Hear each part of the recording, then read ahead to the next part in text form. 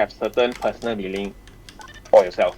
Okay, it may not be a meaning that serves the greater good, but it has to mean something to you. Okay, it has to mean something to you, and you have to accept all challenges that's being thrown at you. Okay, so if let's say there is a client who comes to you for a certain design brief, and you understand that it's actually difficult to do. Okay, unless they are not asking for something out of the world, they always accept it, and this is where you can actually push your boundary. Okay, so these are just some bullet points which I think help me in becoming an entrepreneur lah. Okay, and also help me with my creativity process. So with that, I think I've come to the end of my presentation. If you all got any questions, you all can feel free to ask me. All right, thank you very much. Thank you, Ming Guang. Thank you for sharing this. I think to add on to what he mentioned, right? Passion is really something that is very important. So like with passion, right, it doesn't feel like you are actually working. I think this is what it really means by what he's doing out of passion. So it's really something that a lot of entrepreneurs maybe start to feel, or like start to feel the fatigue at the end, when they start working, and then it feels like, well, I'm actually just doing this for money. I just want to earn money and stuff, but it's not really something that makes you happy when you do it. Yeah, so I think it's very important, like what he mentioned, like do what makes you happy. And as some like young, as we are still young, right, I think that I had the same mindset when I started my business, which is I'm just gonna try. I'm just gonna try doing what I want to do, and then at the end maybe I give myself like 3-4 years, and at the end, if it really doesn't work, or I'm really still not drawing salary from my company, right, I'll just go and find a full-time job. So like I know, like I'm young, I still have the time to try, and I still have the time to fail, basically. Yeah, so I think this is what he really means, like, and I think it's very, very meaningful. Like it relates to me a lot, because this is why I started as well. Yeah. Okay. Thank you, Ming Guang. All right. So now I think I'll just pass the time over to Thomas, but also students, right? You guys can actually ask questions to Ming Guang or Evan as they go along with their presentation, right? Maybe you can ask them things like, how did your business gain traction, etc., etc. So feel free to ask anything. Those anybody with that, you don't even need to be an entrepreneur mindset. You can ask them like, what do they do back in their time? What did they learn that made them, want to start all these things, etc. So feel free to ask questions, everyone. Yeah, I'll pass the time to Thomas now. Levin, before that, probably you ask the student any questions while the information is still fresh in their mind. Any questions from the students, or even Taipan? Yep. Or Yongqing? Yongqing, I know you're around. This is very, very interesting. I think Is it normal to not feel joy sometimes when you do your passion? Ming Guang, maybe you want to answer this. Okay, of course I won't say that every single time when I'm building the terrarium, I'm actually smiling to myself, right? No, right? Of course, when deadline hits, and then I have example this coming Thursday, I actually have a corporate order of 350 terrariums that I need to make, and I was just sharing with some of the colleagues over here that for the past 2 weeks I've been busy shifting offices, right? So logistically it's a nightmare. I've completed half of it, shift to my new studio, and then I'm also worrying, some of them might break, maybe some of them perish already. I'm also not sure. So of course, when I'm building this 350 terrariums, I'm not going to be smiling every single time I'm doing it. But what I'm really trying to say when I say find the joy in the things that you do, right, is really have a meaning for the things that you do. And of course, when you have joy, right, when you find joy in the things that you do, it becomes a lot easier. Okay, it really becomes a lot easier. So if you ask me, do I find joy in working for my boss in an architecture firm? To a certain extent, yes, I do. Okay, but then when the overtime, right, kicks in, okay, when I have to take leaves, or even working, or going down to meetings, when I'm having MC, I was having a high fever, right? it really struck me, that is this something that I want to continue? Am I really that happy working like that for the rest of my life? And the answer is no. But then when I move over to running my own business and building terrariums, right, I just feel so free, right? Because I have the autonomy of time. Okay, I'm able to do this today at 10 a.m. on a Monday. Why? Because I run my own business, I'm flexible. My timing is flexible, so I can rearrange and things like that. So this is what I really mean by find joy lah. Yeah, I hope I answer your question. Okay, so let me see. Yeah, there's a few more questions, so maybe I'll just direct these questions to you. So, since you're running a business, did you find an accountant? Did you do your own accounting? If one were to start a business, how would they even learn how to do accounting? Oh, okay, this is so easy, right? So when I started with $400, okay, you start small. So with $400, it becomes a lot easier. Uh, Basically, whatever you sell, or the product and services that you sell, right, has to be higher than your cost. Okay, your actual cost. So like example, the material cost, if you're hiring people for part-time, okay, then you need to account for how many hours they're putting in. Are you renting spaces? This kind of cost you need to factor in. For me, I am doing the finances myself. Of course, I have a friend who is also managing the finances, so we are working with together lah, right?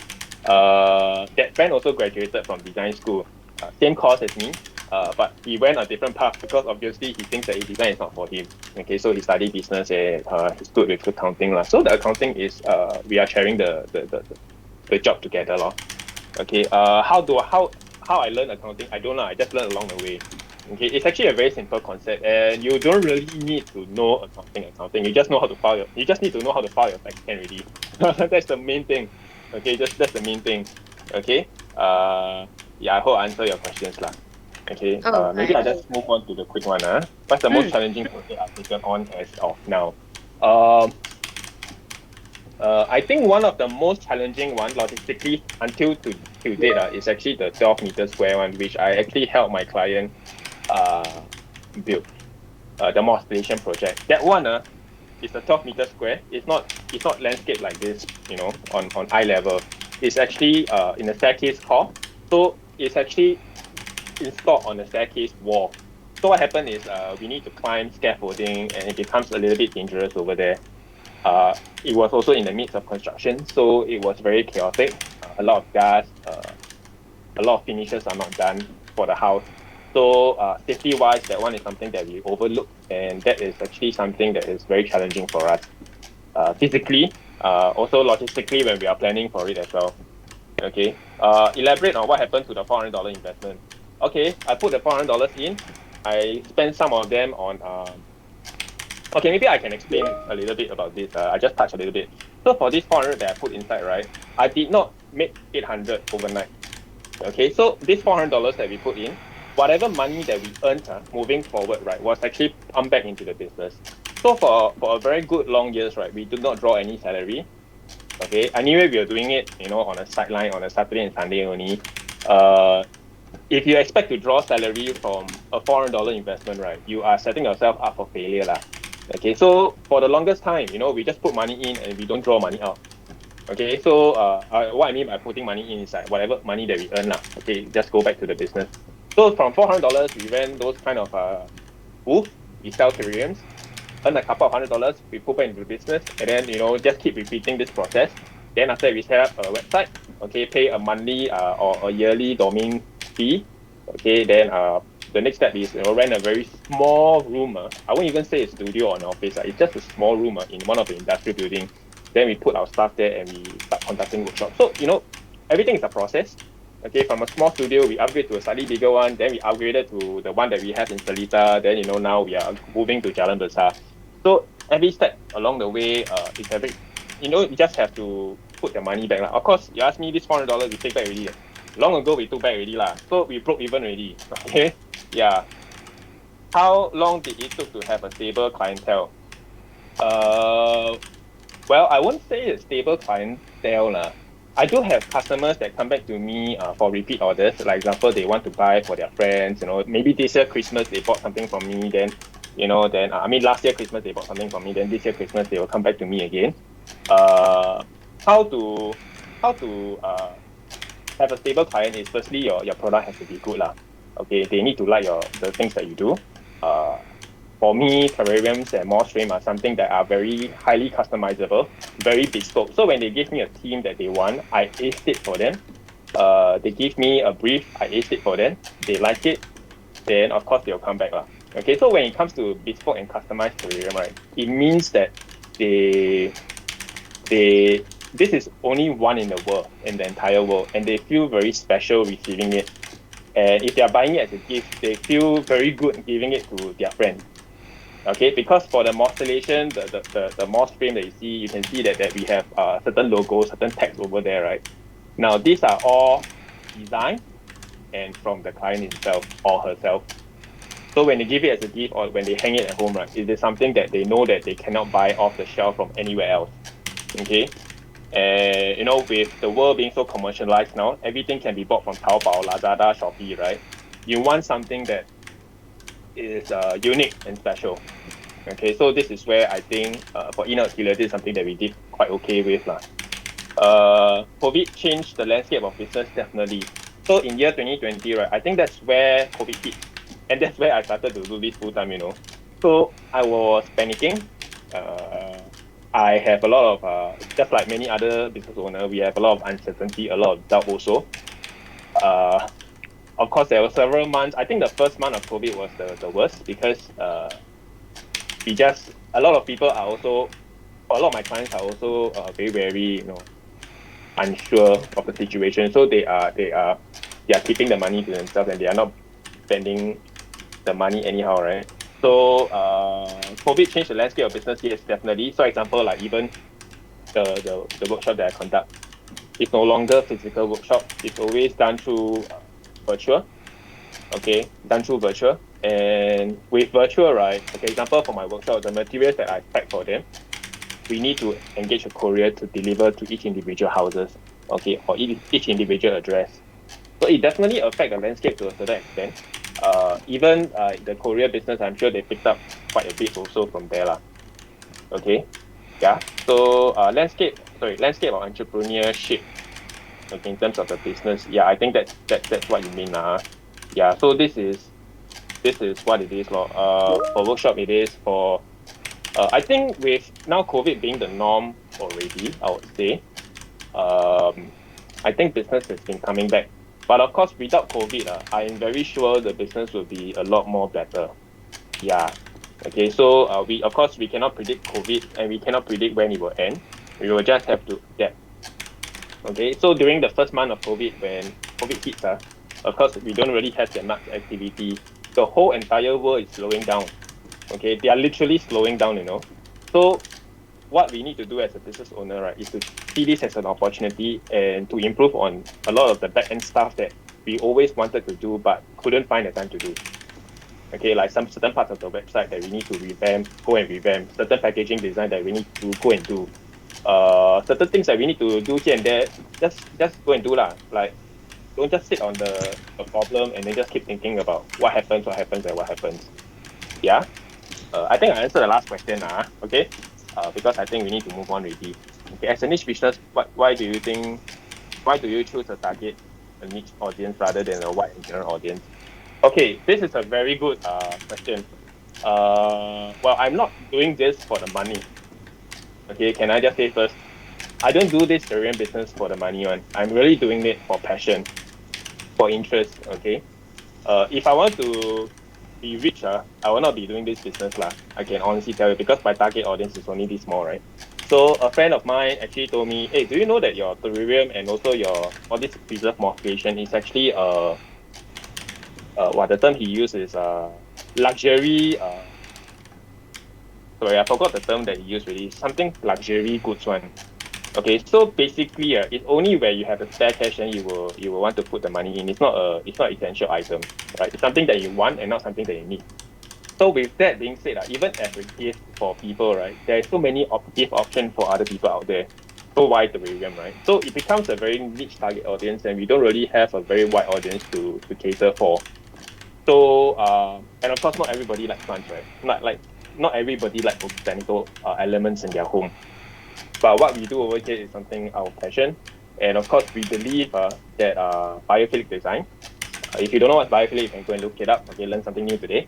Okay, if you so if you understand what is biophilic design, people will want to have this kind of softer elements at home, so that when they come back from work at the end of the day, they feel somewhat at ease and also feel somewhat better. So we come in to introduce this kind of soft element to them, to their space, so that they actually feel good themselves as well. So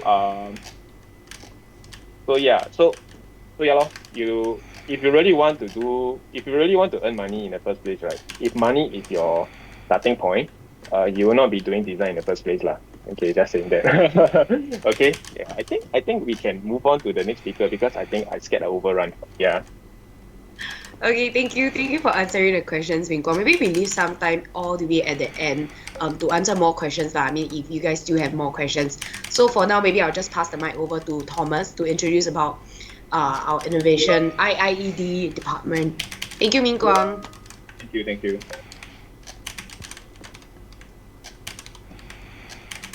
Hey, thanks, Sherilyn. Thanks, Ming Guang. Thank you. Can you hear me? Can I? Oh, because you say thank you. Okay, sorry. Hi, everybody. I can see that there are like 270 of you. Thank you so much for your time today.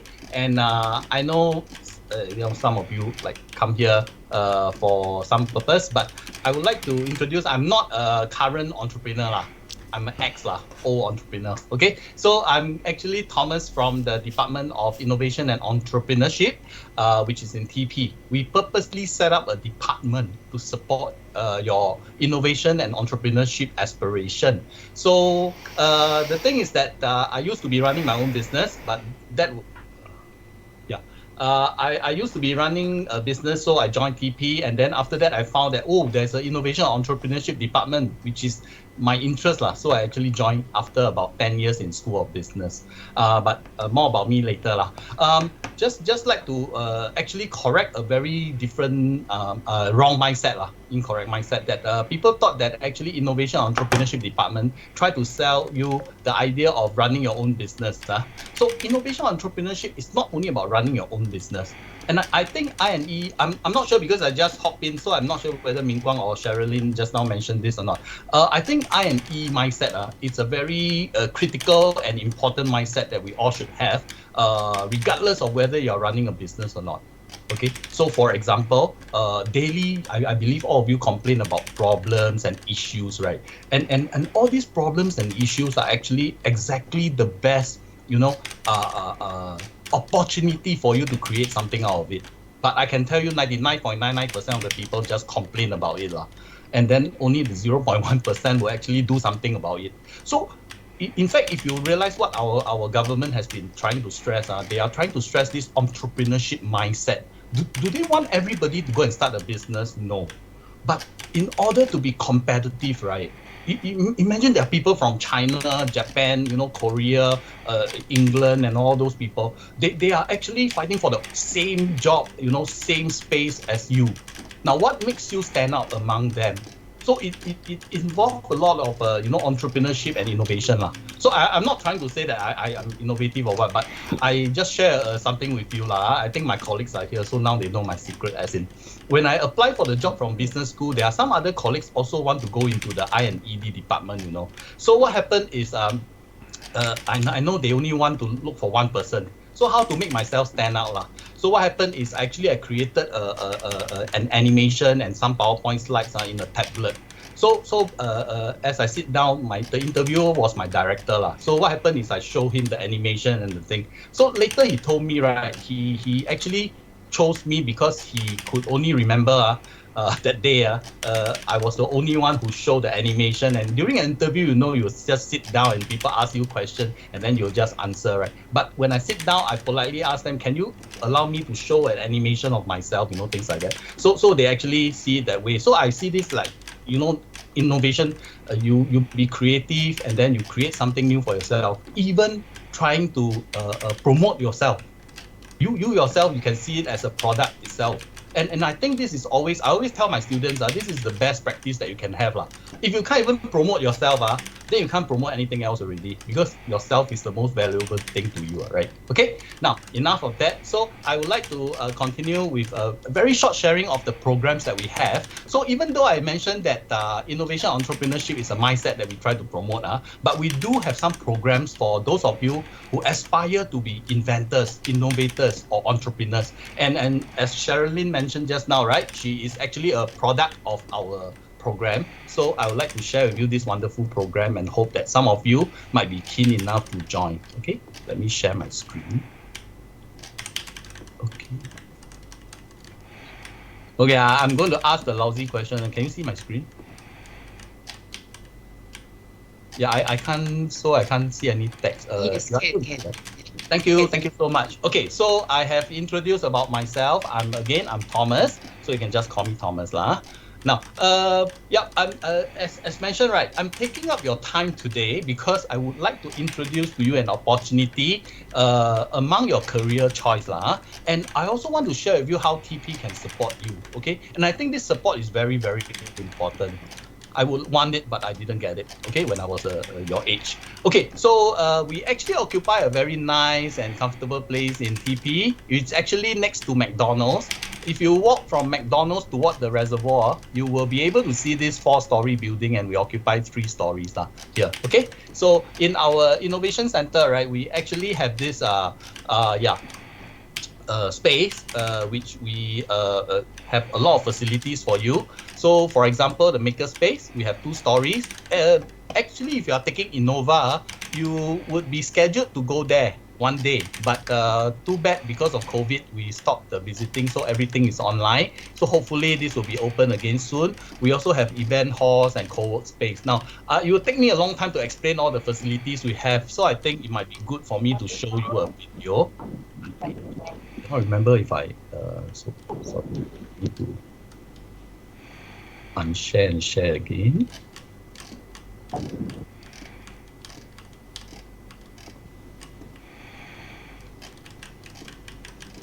Okay, so the next one, I'm showing a video.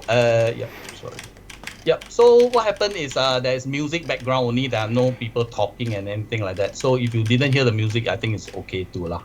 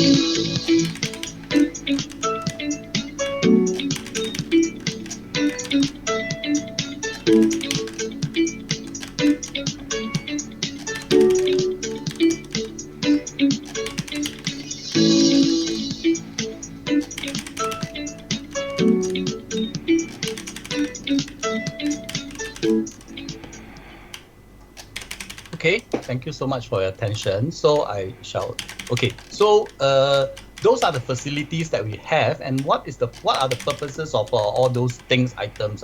Because we have been approached by many TP students every year to share with us that they are interested to start some business lah. And among all these ideas, right, some of the very popular ones will be app development. They want to come out with some apps. For design students, this is particularly popular. They want to design some their own designs like apparels, accessories, or fashions item. So they come to us. In fact, this year alone, we have 6 students who are taking a guided learning. I think you are familiar with guided learning, right? They actually took guided learning and put their business ideas as part of the topic. So they actually kill 2 birds with 1 stone because they do the guided learning and yet they can start their business with us. So for those of you who are keen and still yet to do your guided learning, this might be one very good way to go about fulfilling your dreams. But this is very popular with design school students. Also, there are many people who want to start a F&B, food and beverage business, also e-commerce, and some, not many, but some are very keen to start a business that can have a social impact, make a difference in community or society. So we call this social enterprise, and a lot of the students do not know how to go about doing it. So that's where we come in to give advice and also give suggestions. And there are many more, okay? So with all these ideas, actually to come up with an idea is not that difficult. The most challenging thing for all of you is actually how to do it. How to turn the idea into reality, how to turn the idea into a successful venture. That is the key problem faced by almost all of our students, and that is where we come in. So as you can see from the video just now, right, we provide hardware facilities, for example, event hall, co-workspace, so that you can come here always and work on your ideas, meet like-minded people, and even just to chill. It's a nice place, very nice place, okay? So we also have Incubation Office, meaning you can actually rent a place from us, and then that will become your office. But of course, you must fulfill some criteria first. Sherilyn is actually one of the incubatees that occupies one of the office, okay? Now, we also have Makerspace to help you create prototypes of your ideas so that you can showcase to investors and to stakeholders, okay? So we even have a room whereby you can create marketing material. If you actually saw in the video just now, you can actually see some of the items that we do have to help you with marketing materials and also even live streaming in the future. Okay. Other than hardware, we also have peopleware who helps you. For example, we have trainers, coaches, and mentors to actually train you, develop your potential, and also to mentor you from the experience. And of course, we learn from TP entrepreneurs, like example Min Guang and David later. So and many other TP entrepreneurs to share with you. Okay. The aim is actually for you to join us as a part of our family, and I can tell you this is quite a fun family because all of us are like friends. Nobody call me Mr. Thomas. They just say, "Hey Thomas, let's go for a drink or what." Okay, so that's why it's a very casual, very fun place to be with, and then at the same time fulfill your dreams. Now, this is a screenshot that I took of the video just now. As you can see, we have all the lighting system and everything for you to actually create marketing material or your product pictures and things like that. Yeah. Okay, just to share with you that the how part of running business might not be as easy as you think, but there are people who have done it, because there are always students who come to me and say, "Hey, Thomas, I want to start a business, but I can't think of any ideas at all. I don't have any new ideas." Now, just to share with you, I might be oversimplifying in my examples here. I hope you don't mind. But the purpose is actually just to show you that you can actually create something from existing stuff. So for example, this chair is just an office chair, right? Of course, it has got some ergonomics and body functions that can, lead you to a right posture and things like that. But it's just an ordinary office chair. You can buy it anywhere you want. And if I ask you to start a business selling this, right, you'll be like, why am I selling this boring stuff, But somebody actually turned it into an interesting thing. So for example, they are Ian and Alaric. They actually turned it into this product. Okay, I think if I mention Secret Lab, 99% of you will know of this brand. But if you look at this chair, right, if I ask you who is the manufacturer, who is the producer and all that, who is the seller, nobody knows, because They are just selling the product without any branding. So in order to make this a success, right, they have to incorporate a lot of concepts and theories like into reality. So for example, what I can think of is definitely they have done some problem solution fit to find out what are the problems and pain points faced by their target users so that they can actually design. I think as design school students, you should be quite good at this and also product design. But one of the important things that I think they engage in is branding. They did a lot of good branding, and that's why now this is a popular item. And my friend just bought one, the most basic one at $400, the basic one. Okay, so that's why no wonder one of them could buy a $49 million bungalow last year. I think I don't know which one. Yeah. Okay. So another example is this. If you look at this keyboard and the mouse set, right? You will tell me, hey Thomas, I can get this from Sim Lim Square for less than $20, man. The whole set. Okay. Yeah. It's such a simple and commonly used item, right? Some people don't even use the mouse nowadays. So can you turn this into something special? Yes, actually, Mr. Tan Min Yang changed it to something special. He created a razor. Of course, again, I oversimplify things, but I just want you to learn that actually with the same keyboard, same mouse, you can actually create something if you can identify what is the problem faced by your target user, and his target users are gamers. Okay, so I believe he must have engaged in things like product positioning, growth hacking, user experience and interface and all that kind of things. So knowledge that you need beyond the product itself. So it's not about you knowing how to make that earring or bracelet or what. It's also important that if you want to sell all those things, you must do a lot of business engagement. For example, product positioning, marketing, branding, and things like that. Okay? Another example, if you want to start an e-commerce website like Lazada, is there any more room for you to create a new one? So years back, these three partners, they actually want to sell something that they have used but do not know where to discard them. So they actually created Carousel.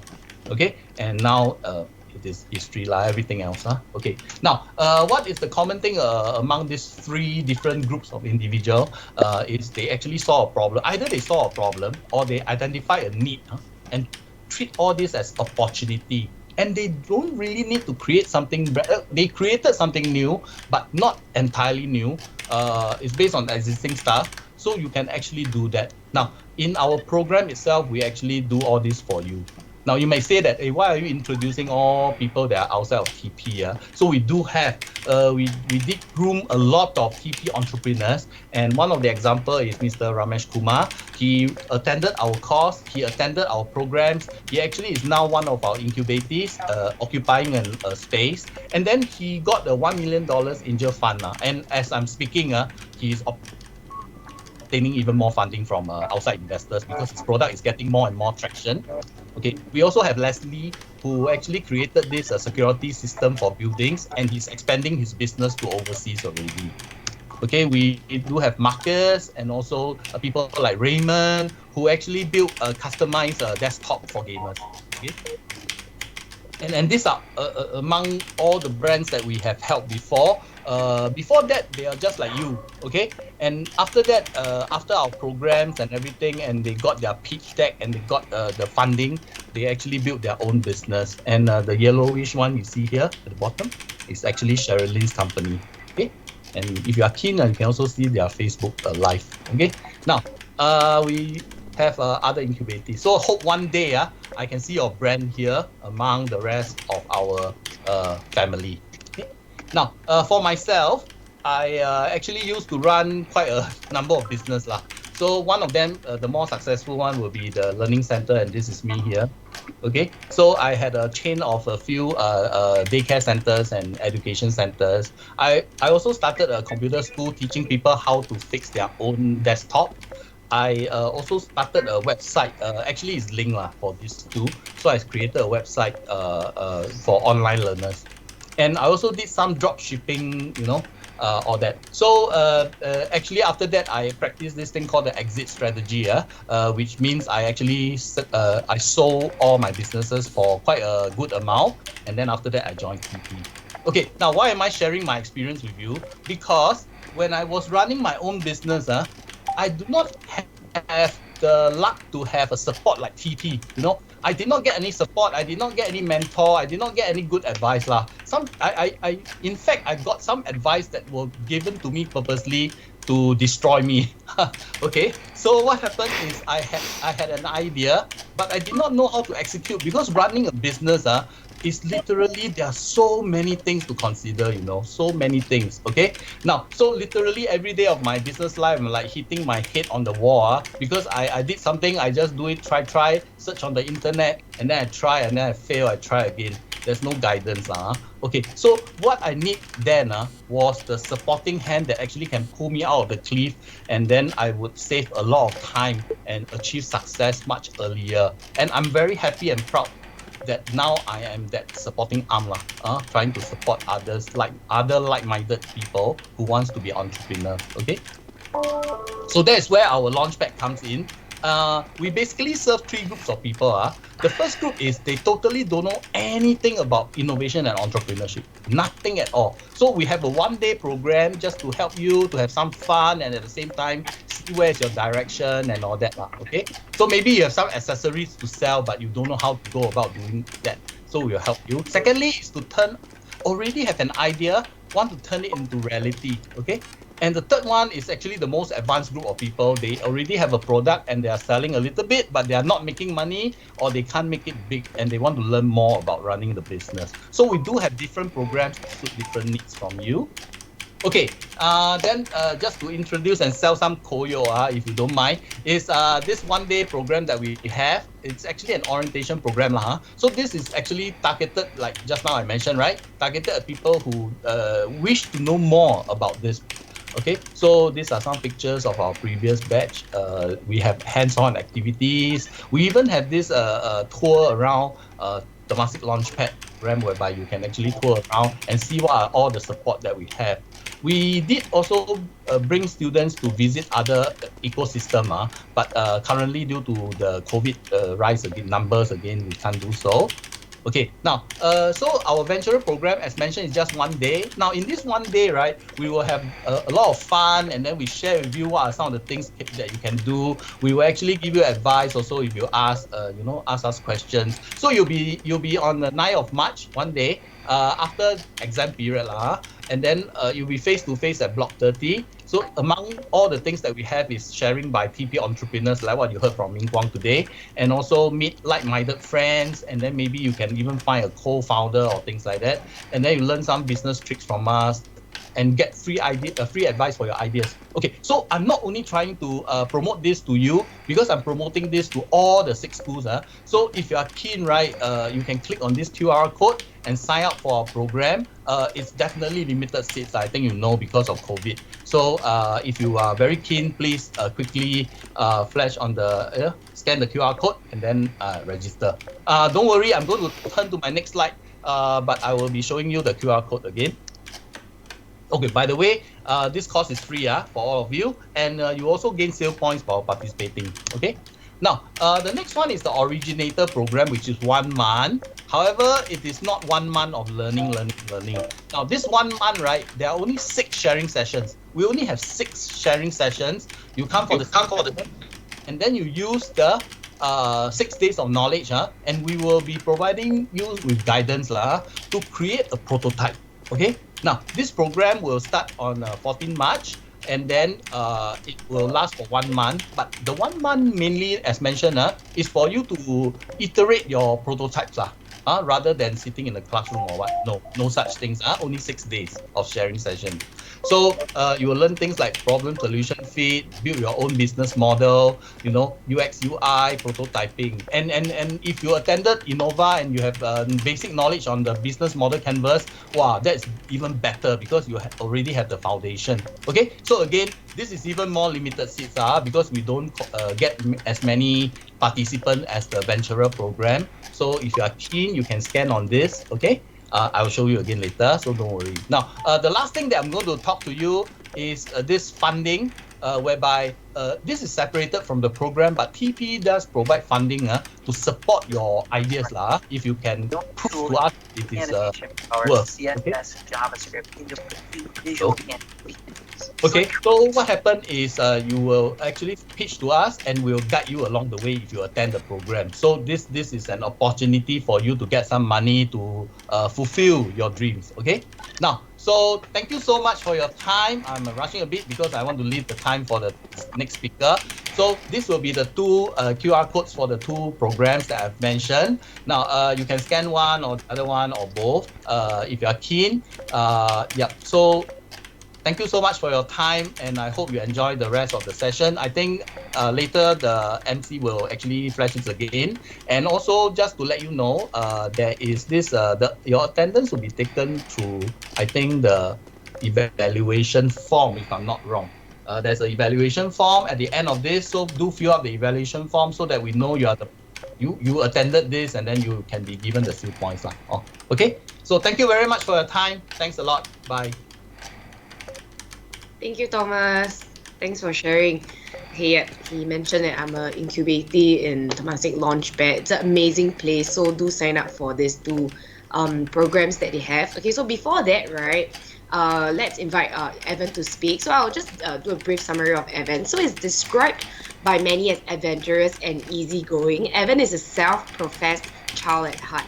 He's often curious to learn about people's perspective and environment, and this is embodied in his design approach. Beside his passion for product design, his areas of expertise and interest also lie in image making through photography, videography, and set design. In 2020, Evan took the plunge and set up Frame the Folks, together with two other design alumni, Bobby and Isaac. Unity is strength. The startup has grown from strength to strength. Let's hear from Evan how team chemistry has enhanced their entrepreneurial sparks, and also how the support of the Temasek Launchpad has given a leg in his new venture. Evan, please. Thank you very much. Okay, wait, give me a minute. I'm trying to share my slide, but seems there are some technical difficulties. Can't seem to get it open for some reason. Hello, Evan. How about that? I flash your deck. I flash the deck for you. Sure, please. Okay, can. Yeah, I share screen. Thank you very much. Yeah.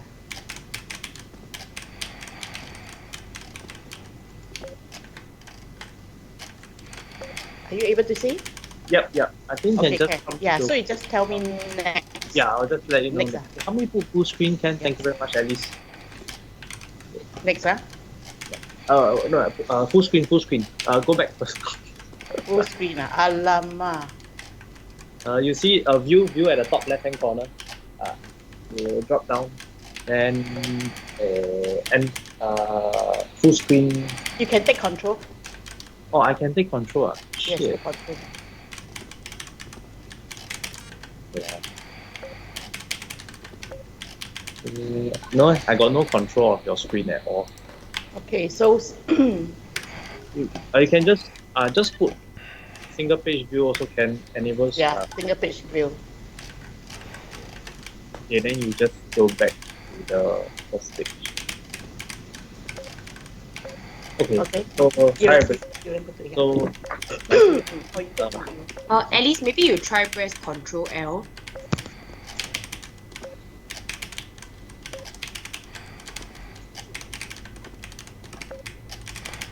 Sorry, technical glitch. Yeah, you try press Ctrl L. Yeah, this one. Okay. okay, can. Thank you very much. So you, Ellie. where you want me to be? You just next every time. I'll just let you know next when Yeah. you Okay. Hi guys, welcome to the session and all. My name is Evan. So I'm one of the co-founders for Frame the Book. So at least can you hop on to the next page. Thank you very much. Yeah. So I guess some of you might be wondering, what are we and what do we do? What's my business about? At least next. So yeah, who are they? You never hear of them before, that sort of thing. So basically, Frame the Folk is a creative collective. So at least can you go to the next page? Thanks. Yeah. So we are a creative collective. Basically, we cross-collaborate and push boundaries for exciting creative content solutions. So in short and in summary, we are a creative agency. At least can go next. So we are technically running as a creative agency itself. So we develop and implement, solutions to help with brand awareness. But we do more than that. So at least can hop on to the next page. So we're actually a one-stop hub for all things creative. So we are basically running as an agency slash production house. So our service that we provide to our client ranges from creating content to the production side, photography, videography, and I think something that's very interesting is that we also do set design, and do branding as well.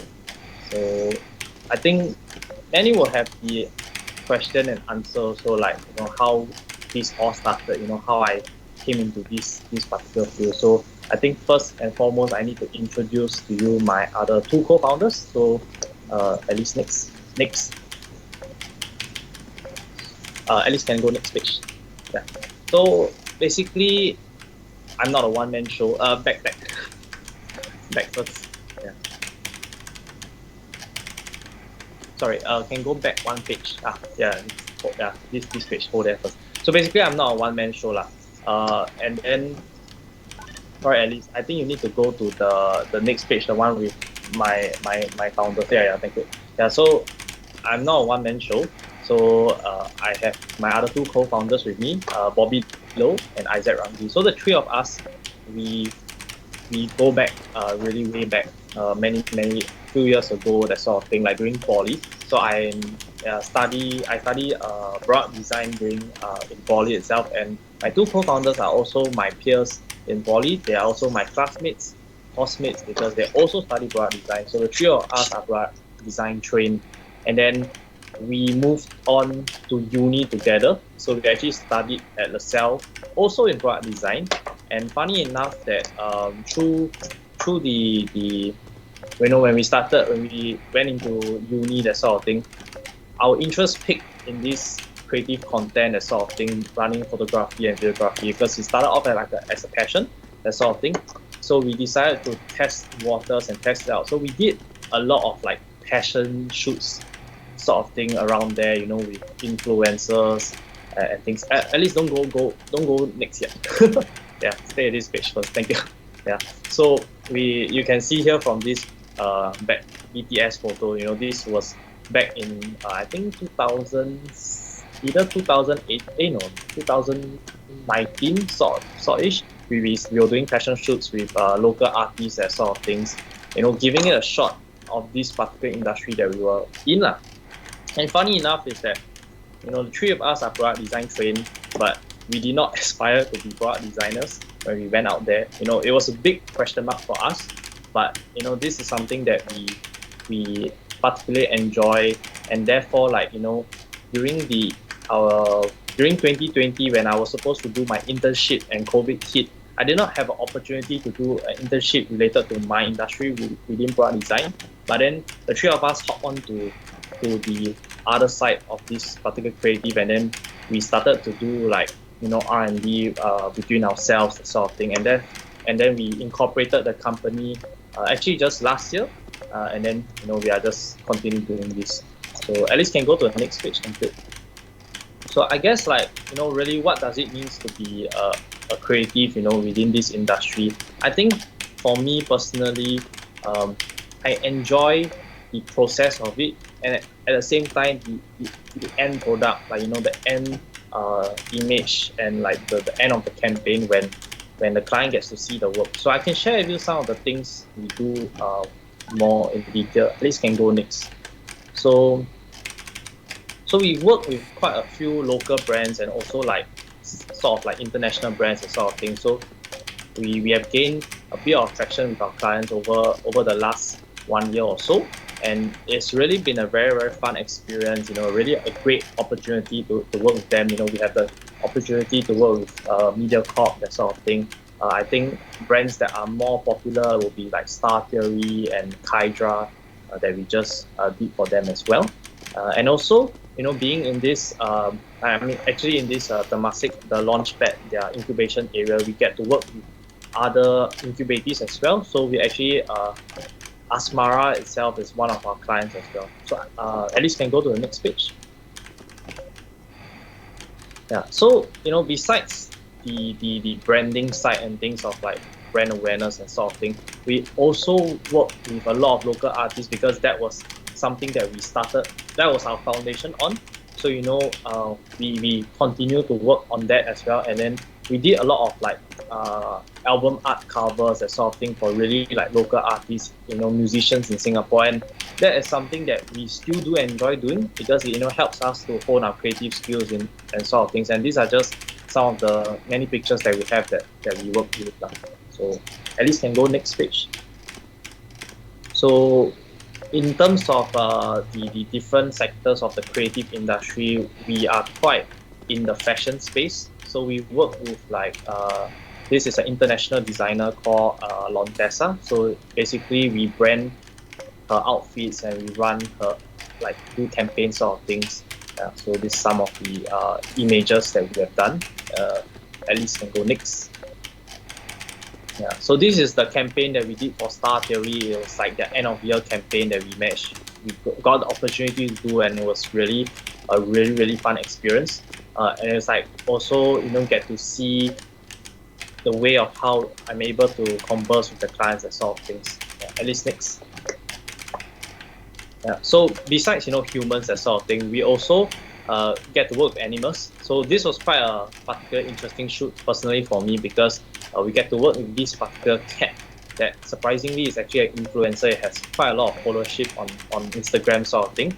And the photos that you see in this picture actually are not photoshopped or anything. So it's actually everything is real from the backdrop to the hole that is being cut out. Everything is real to putting the cat into the hole. So these are the things that I face, in my job, that sort of things. And it was really a fun experience because I'm kind of like an animal lover. So yeah, at least can go next. Yeah. So besides fashion, besides album art, we work with product as well. So this is something that is relatively similar to my course, product design, but in a different field.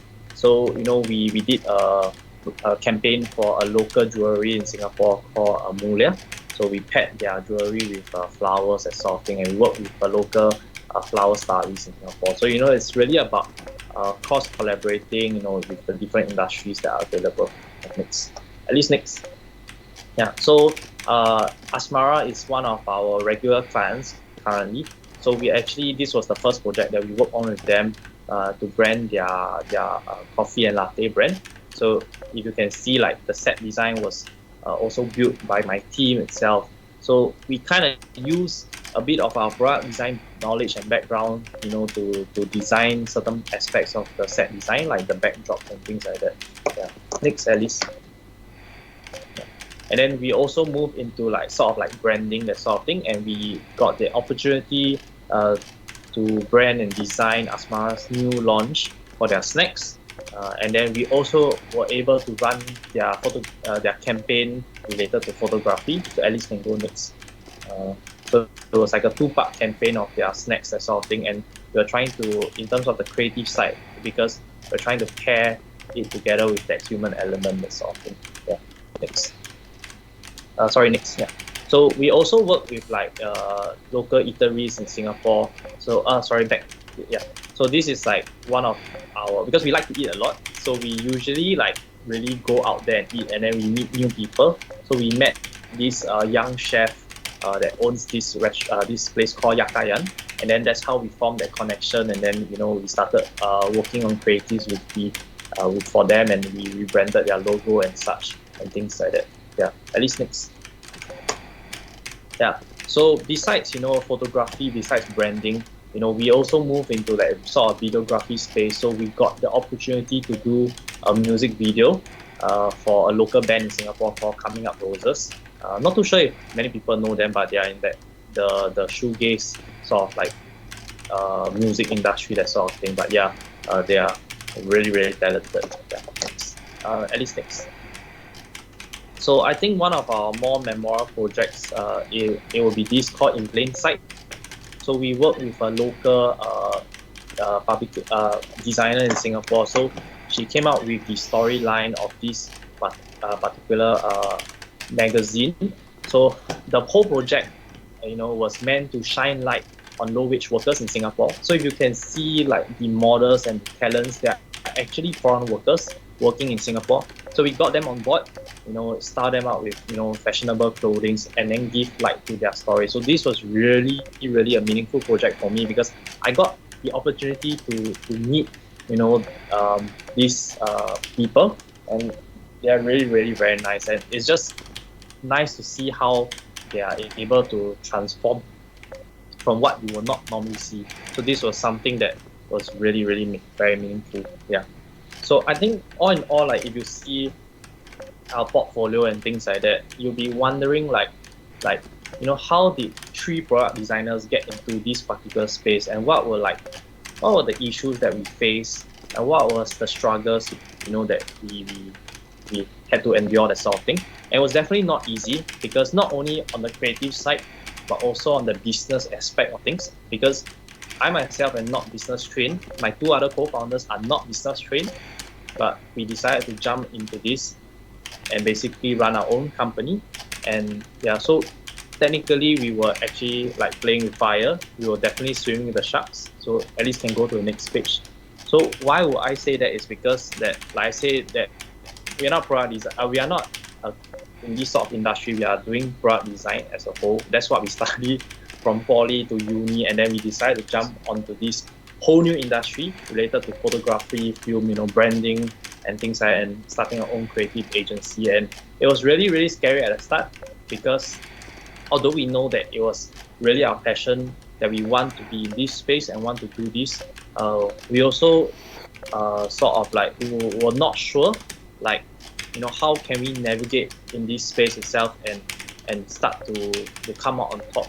But I think slowly and surely through like word of mouth and things like that, our so-called brand started to climb, and we get back the same clientele, which was really a nice aspect of things. And why I say like we were swimming with sharks is that working with in a creative agency, running a creative agency and working with brands and clients is really to some extent your I would say your life is at stake in a sense, because you are taking care of a client's branding and putting it and really crafting that sort of like creative thing. So it needs to be 90% to 100% accurate and good, to showcase their brand, so you don't tarnish their brand. And there are times that I fear a lot that things will go south, but so far nothing wrong has happened, which is a good thing. But it's also very very scary because it's basically like when you go to year 3, you do your FYP. It's basically an FYP but on a large, bigger scale, because you are doing with real paying clients and things cannot go wrong, that sort of thing. Yeah. So can I go to the next page, Alice? So it comes to my sort of my next point, like there was definitely a lot of like pressure that was being put on the three of us, including myself. So there's like constant pressure and things like doubts, whether we are good enough for this industry, are we ready for it, are we too young, because we are like we started out at like 24 25 years old, that sort of thing. We had the fear of really like just not being good enough lah, that our creative works will not impress clients, that sort of thing, or like things will just fail. And we were definitely unsure of certain things, especially when it comes to the business aspect of things. Like I think just now someone mentioned about financing and things like that. Like how do you do financing, when you do not study like business and financing? And that's something that was a struggle initial for us. But I think along the way, we kind of learned and picked up on these different skills, through means of asking, through means of research, and basically just watching YouTube. YouTube currently is our best teacher. We watch things on YouTube and learn and implement them into our real life aspect, even related to financing and things like that. It is really interesting. Sorry. So like in terms of like the financing aspect, it's quite funny because I myself, I'm dyslexic. So, numbers and math, that sort of thing does not work well with me. But, because I'm running a business, I need to sort of just suck it up and pick up the slack and do the financing. So actually, I'm the financing person within the company, and I always joke with my two other co-founders, you let a person with dyslexic to control the money in the company. But things are all right, because we just have to make it work eventually, that sort of thing. So I think my advice to young creatives who want to come into this industry and become a creative entrepreneur, what can be the advice that I can give you would be, at least can you go next first? So my advice would be next. So it's basically you. So I think first and foremost is to really start to develop yourself first. Start to hone your skill and find out more about your passion and what you are really, really interested to do. Because if you don't, start with that, you're not going to last long. And like I say, everybody say as well, passion is very, very important in this particular industry, because burns out happens a lot. And if you do not do something that you really, really like, things can just end very, very quickly. So it really is just about crafting your skill, making the right mistakes and learning from them. I myself have made a lot of mistakes through my journey, and I'm not kidding you when I say this. Is because that only through these mistakes that you will learn how to correct them and find new ways to sort of like overcome them. Because in my industry, I'm not just handling the creative side of the business. I handle the finance side, and also time to time we handle the clientele. We have to meet clients, and when it's really real life situation, there's no like it's not like the clients are going to like sort of like babysit you, that sort of thing. So it's really, really real life situation. And I've been in bad situations before, early on when we were still testing markets. I have clients that scream and shout at me, that sort of thing. So it's definitely an eye opener. But at the end of the day, it's very, very rewarding. So work on yourself first, find an inner passion, then slowly branch out and explore different opportunities and ways. And I think the thing that you have to do as well is to make connections now, because these connections are going to help you when you start your business in the future. At the end of the day, really, the other last piece of advice I can give to you is, at least can you go next? It's not how you start that's important, but how you finish. This is something that that stays with me since my poly time, because when you start off shaky, it's not really very important, but you need to finish it well, and that's what people will remember you for. So I wish everybody all the best, and I hope in the future I get to meet some of you guys in this Zoom chat, become your own entrepreneur. So with that, thank you very, very much. Thank you, Evan. Thanks for sharing. Thank you. Yeah. Can't you see? Do you see how amazing their photo shoots are? I think I've seen them working through the weekends, creating props from scratch. So they literally like buy like all the raw materials, and then they start like painting over it, spray paint. Basically the whole area, the whole common area were used by them, and they were working very, very hard. So like sometimes we come in the morning, right, and then we leave at night, and we still see them still working through like till very, very late at night. Yeah. So I think being an entrepreneur is really not easy, and there's a lot of aspects that comes with it lah, basically. Like, I think running a business is not just, oh, I'm doing photo shoot, I just need a camera. There's a lot more to it. There is accounting, there is marketing, there is so many different aspects. There's R&D. You can see how all the entrepreneurs have actually spent so much time from then till now. Like, it basically takes a lot of years to actually build up to where they are right now. Yeah, so maybe we just leave some time for a Q&A session. Maybe if you guys have any questions to Evan or Ming Guang just now, maybe you can just drop your questions in the chat box. So maybe I think while waiting for the next question, right, I want to ask Evan, what are the biggest challenge that you have faced from starting your business till now? I think it will be That's a very, very good question. Let me think. Sure, take your time. I think it's about really finding the passion in certain projects, because sometimes when I get a certain client, they like to sort of like they will want to depict the creative style, the creative sense.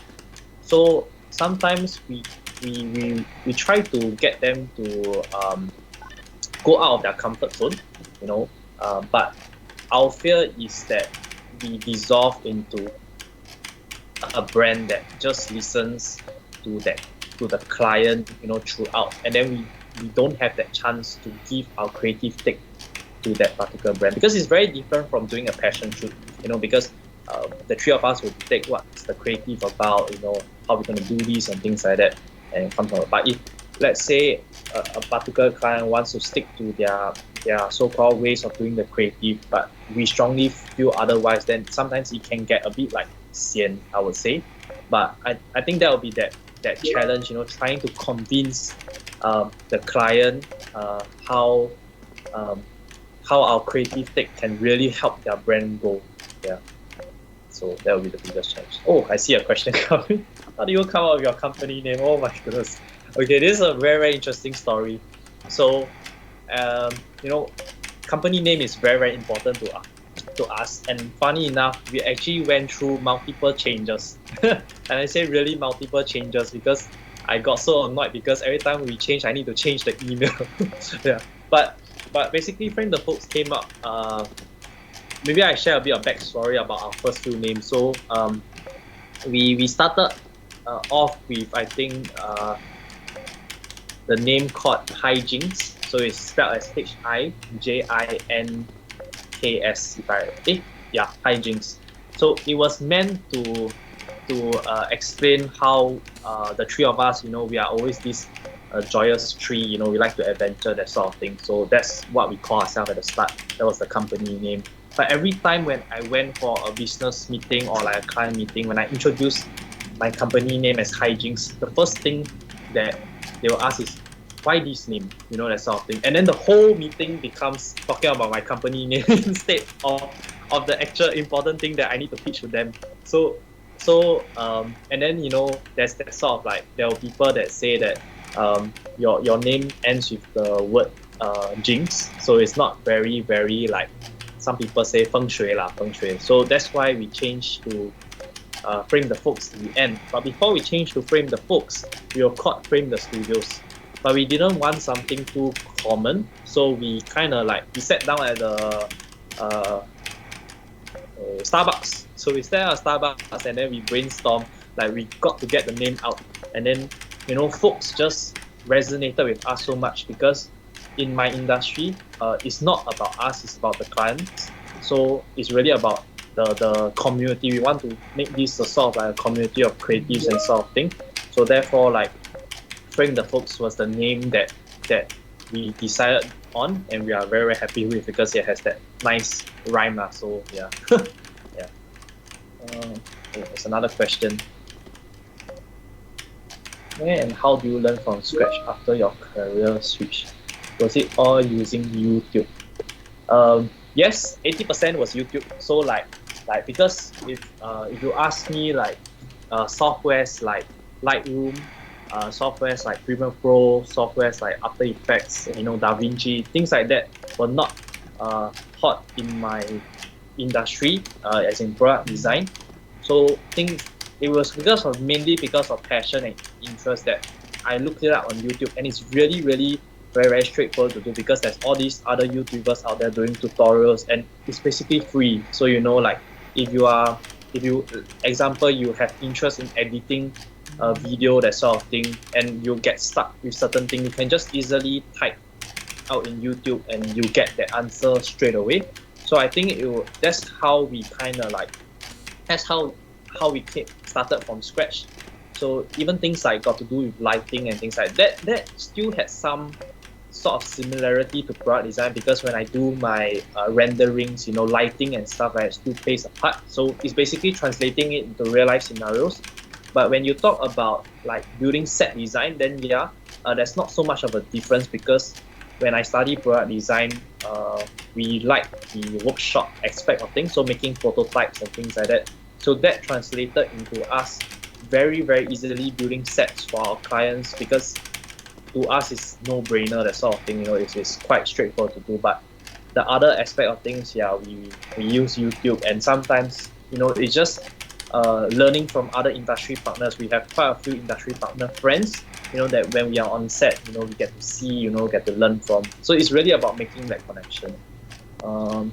Did COVID affected greatly on the overall business?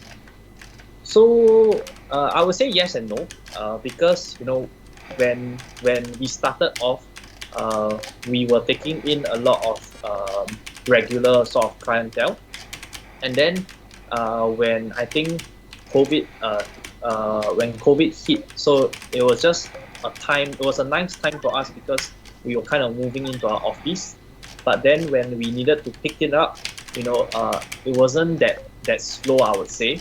But to some extent, yes, it might affect just a slight hit, but it gave us a bit of time to sort of replan our strategy, regroup and rethink our business aspect of things. And it's really about planning, not just 1-2 steps ahead. It's about planning 10 steps ahead. And that's one thing that in terms of business that everybody needs to know, because sometimes people just plan a day ahead, a week ahead, but you cannot do that. You need to plan, years ahead. What's going to happen 1 year, 2 years later to your business. So I think that's something that we are doing. Okay, thank you. Thank you, Evan, for answering the questions. So I think from these two speakers, you guys have already learned how much it kind of takes to be like a successful entrepreneur, or even how difficult it is to start like from scratch. So I think we are currently running out of time already. So maybe we just wrap up this session a little. Maybe Mei Guang and Evan, you guys can give like some very practical advices for people that are aspiring to be entrepreneurs. So like, if let's say I have an idea, what do you think I should do next? Maybe we can start with Ming Guang. Okay.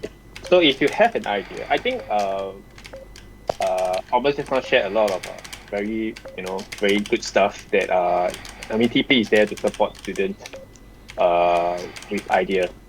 So like the saying goes, right, help is only given if you ask, right? So if you have an idea, I think it's always very good that you can approach the school for help. I'm not sure, but during my time, I'm not sure if I have this option.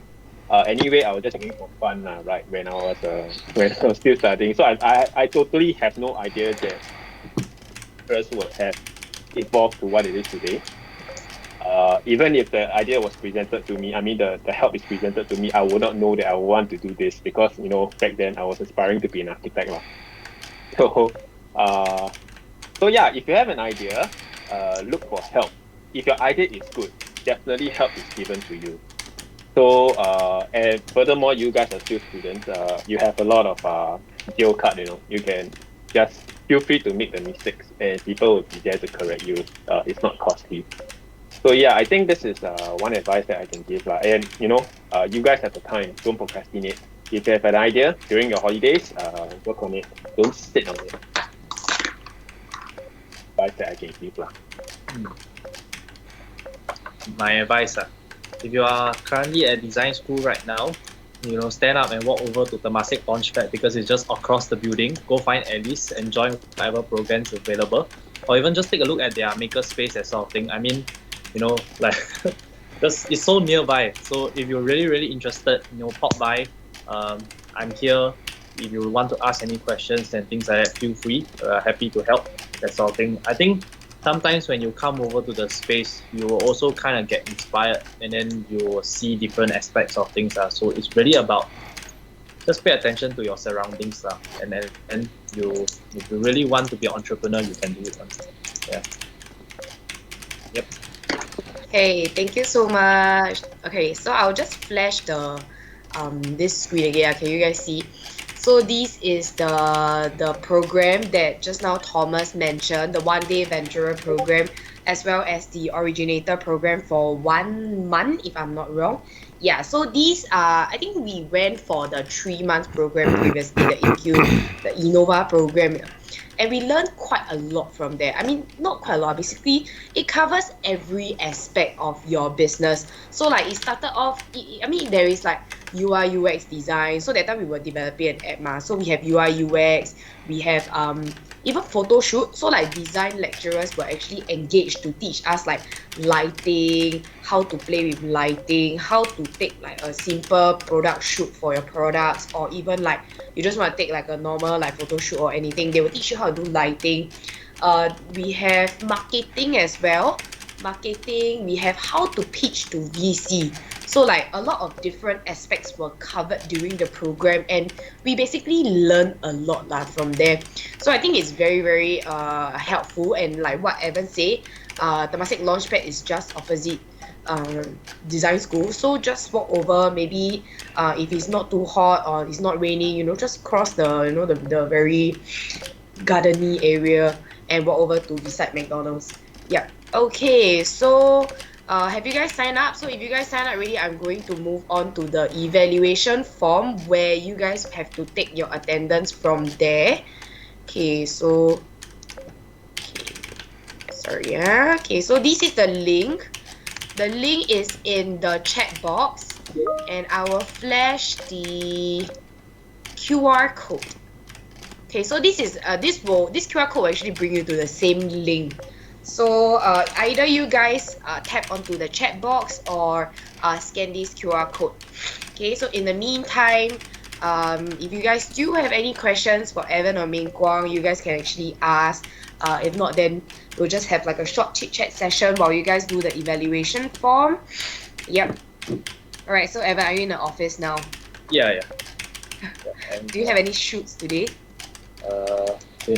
today is just clearing work. Everything is on. Everything is, thankfully. Starting to slow down for Chinese New Year. Yeah. Okay, also may I request later everyone turns on the video? Oh right, yeah, For there is. photo shoot. Yes, yeah. Or while doing it, you can start doing so as well. Oh yeah, you guys can start owning the camera too. Yeah, owning the camera. I like the word on. Is there a better word for it? Switch Turn on the on. camera or turn on the camera. Hey. You must ask the photographer. Alright guys. Okay, so I'll just close this QR code thing. Okay, can you guys turn on the camera for photo shoot? Can we request all the students to, and then we'll take a screenshot from there.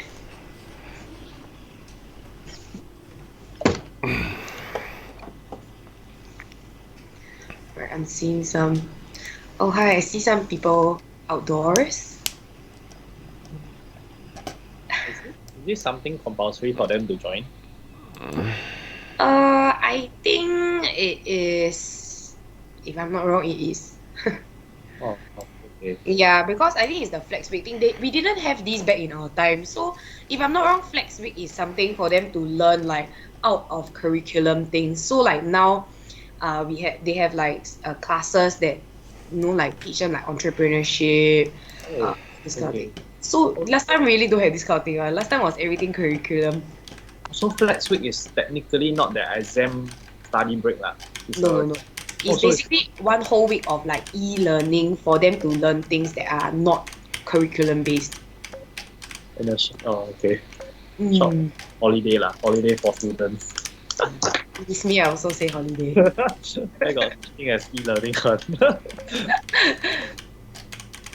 Okay, at least are you taking a screenshot? Everyone is done posing.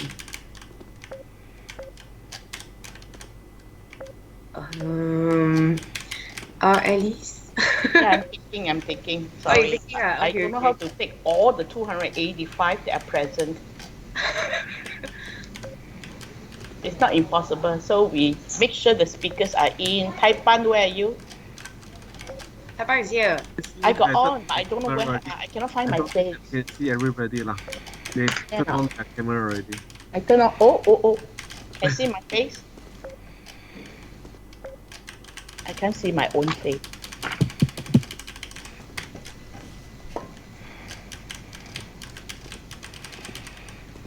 Okay, I think with that, we'd like to thank Evan and also Ming Guang for taking time off, to join this event. Very happy to see two design entrepreneurs coming back to speak to your own juniors. You're welcome. Thanks, Ming Guang and Steven. Thanks, Sherlyn, as well, for this very meaningful sharing to all our students. Yes, and don't forget to sign up our program, the 1 day and the 4 week. Yeah. Feel free to write to IED if you need to. Yeah, I'll share the screen again. Yep. Yep. Thank you. So Thank you, Sherilyn. Good job. you. Yep. Thank you everyone for being And here. together Thank you. give them some applause. I mean, we just click on the icons over there to share the. Yep, so guys, don't forget to do your evaluation. The form is actually in the chat box. That one will actually be used to take your attendance. So do click into the link to fill in the form for your evaluation form. Thank you, everybody. Okay, I think you guys can start to leave the chat. I mean, leave the call already, right? At least can they? So once the evaluation is completed, I think they can start leaving. Because we kind of overran a little. Thanks, Alice. We will catch up again, Alice. Yes, hi, Taipan. Thank you. Yes. Alright, thanks guys. Bye-bye. Thank you for having me. Bye-bye. Yeah, have a good lunch, Okay, bye. Have a good Bye. day. Yes, bye, Taipan.